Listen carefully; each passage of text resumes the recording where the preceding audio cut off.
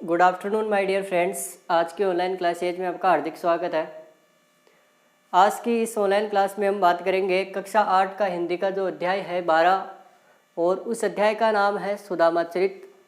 उस सुदामा चरित पाठ के अंदर जो पद्यांश आए हैं, जो सेवैया आए हैं, उनका वर्णन हम व्याख्या करेंगे यहाँ पर। और इस सुदामा चरित पाठ के लेखक जो है भक्त कवि नरोत्तम दास जी है। तो अध्याय 12 सुदामा चरित, और सुदामा चरित के कवि कौन है? तो इसके कवि है भक्त कवि नरोत्तम दास जी। शीस पगा, इसका पहला जो पद्यांश है वो है शीस पगा न जंगा तन में प्रभु, जाने को आही बसे के ही ग्रामा, धोती फटी सी लटी दुपट्टी अरु पाय उपानह को नहीं सामा, द्वार खड़ो द्विज दुर्बल एक, रहियो चकिसो वसुधा अभिरामा, पूछत दीन दयाल को धाम, बतावत आपनो नाम सुदामा। ये जो प्रस्तुत पद्यांश है इसका प्रसंग देखते हैं हम। प्रसंग होगा प्रस्तुत पद्यांश। जो ये पद्यांश दे रखा ऊपर हमारी हिंदी की पाठ्य पुस्तक, और हिंदी की जो पाठ्य पुस्तक है उस पाठ्य पुस्तक का नाम है वसंत, और उसका भाग कौन सा है 3। और भक्त कवि नरोत्तम दास जी द्वारा रचित सुदामा चरित नामक अध्याय से लिया गया है। इसमें कवि ने द्वारपाल द्वारा बताई गई सुदामा की दीन दशा का वर्णन किया है।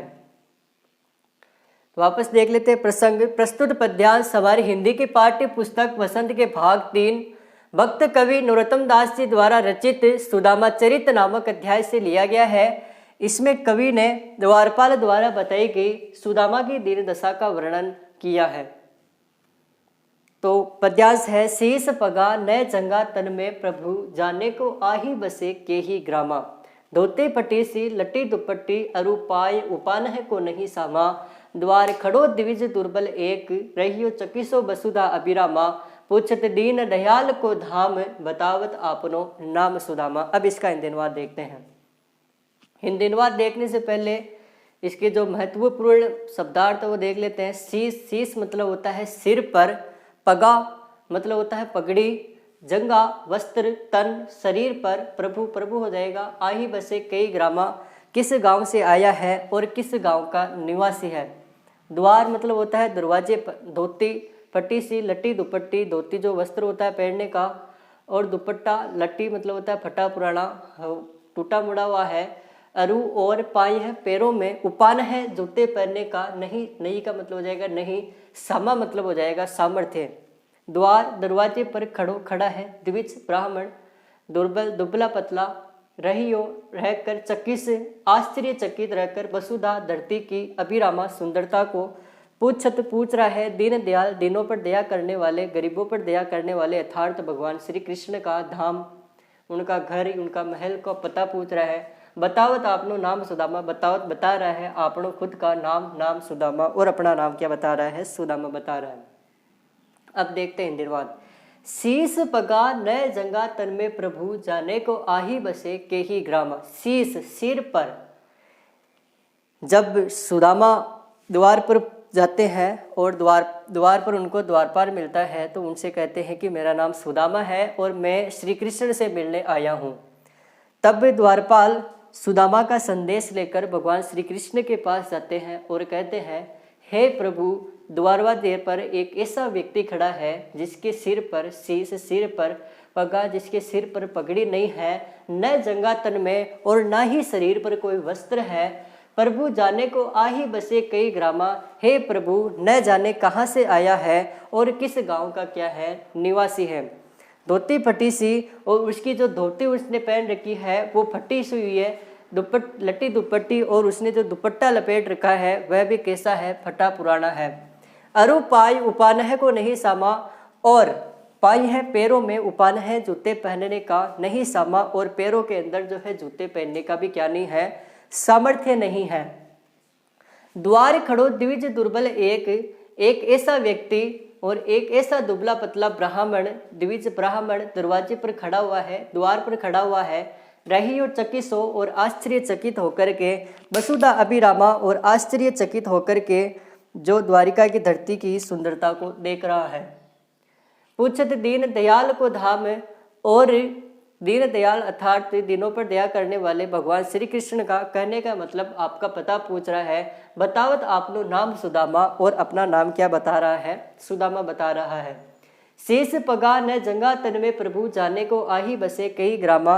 हे प्रभु, दरवाजे पर एक ऐसा व्यक्ति खड़ा है जिसके सिर पर ना तो कोई पगड़ी है और ना ही कोई वस्त्र, शरीर पर कोई वस्त्र है, न जाने कहाँ से आया है और किस गांव का निवासी है।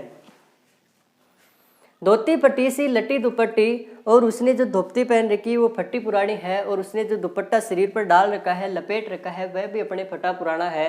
अरुपाय उपान को नहीं सामा, और पैरों के अंदर जूते पहनने तक का भी क्या नहीं है, सामर्थ्य नहीं है। द्वार खड़ो द्विज दुर्बल एक ऐसा व्यक्ति, एक दुबला पतला ब्राह्मण दरवाजे पर खड़ा है। रहियो चकिसो वसुधा अभिरामा, और आश्चर्यचकित होकर के इस द्वारिका की जो धरती की सुंदरता को देख रहा है, द्वारिका के महलों की सुंदरता को देख रहा है। पूछत दीन दयाल को धाम, वह दिनों पर दया करने वाले अर्थात भगवान अर्थात श्री कृष्ण अर्थात आपका पता पूछ रहा है। बतावत आपनो नाम सुदामा, और अपना नाम क्या बता रहा है? सुदामा बता रहा है। हे प्रभु, जिसके सिर पर पगड़ी नहीं है और ना ही शरीर पर कोई वस्त्र है, और न जाने किस गांव से आया है, किस गांव का निवासी है, और ना ही जिसकी धोती फटी पुरानी है और दुपट्टा पुराना है और पैरों के अंदर जूते पहनने तक का सामर्थ्य नहीं है। एक ऐसा व्यक्ति, एक ऐसा दुबला पतला ब्राह्मण दरवाजे पर खड़ा है और आश्चर्यचकित होकर के इस द्वारिका की धरती की या फिर इस द्वारिका के महलों की सुंदरता को देख रहा है।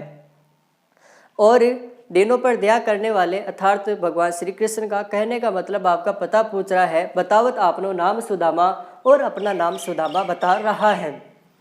ये तो हुआ अपना पहला पद्यांश कंप्लीट, ये उसकी व्याख्या भी कर दी। और यदि विशेष लिखना चाहे तो इसमें लिख सकते हैं कि इसमें प्रस्तुत पद्यांश के अंदर सुदामा की दीन दशा का वर्णन किया गया है, और यहाँ पर जो है चित्रात्मक शैली का भी प्रयोग किया गया है।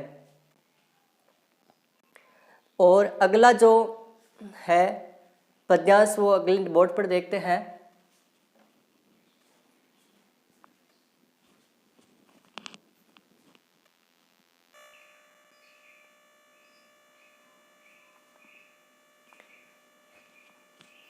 ये अपना सुदामा चरित्र का दूसरा सवैया है, और इस सुदामा चरित्र का दूसरा सवैया है।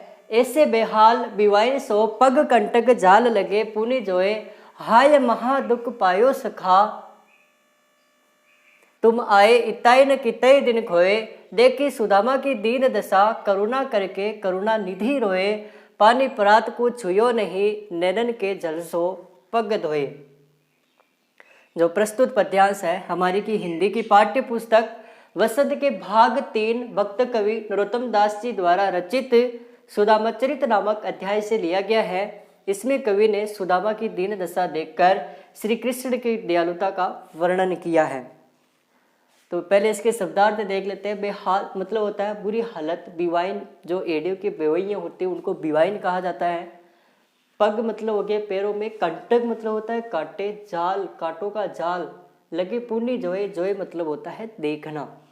हाय दुख प्रकट हुआ है, महादुख बहुत ही कष्ट पाया है, सखा मित्र तुम आए, इतने न कितने दिन खोए, तुम इतने दिन कहाँ थे, मेरे पास क्यों नहीं आए।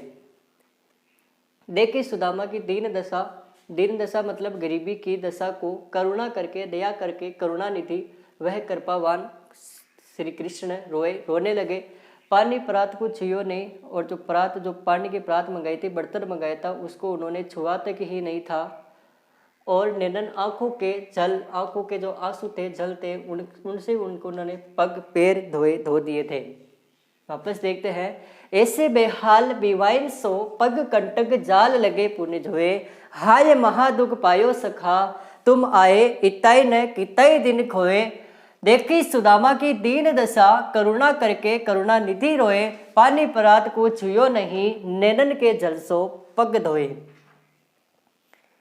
जब श्री कृष्ण को पता चला द्वारपाल के माध्यम से कि सुदामा जो है अपने द्वार पर आए हैं, तो भगवान श्री कृष्ण दौड़े चले गए और सुदामा से मिलने के लिए गए, और सुदामा को आदर सहित राजमहल में लाकर उनके पैर धोने चाहे। तब ऐसे बेहाल विवाइन सो, जब उन्होंने सुदामा के पैर धोने चाहे तब ऐसे बेहाल विवाइन सो, तब भगवान श्री कृष्ण ने सुदामा की एड़ियों की फटी बेवइयों को देखा, फटी एड़ियों की बुरी हालत को देखा था। पग कंटक झाल लगे पुणे जाए, और जो पैरों के तलवे थे, एड़ियों के जो तलवे थे, उन तलवों के अंदर उन्होंने कांटे लगे हुए पाए थे।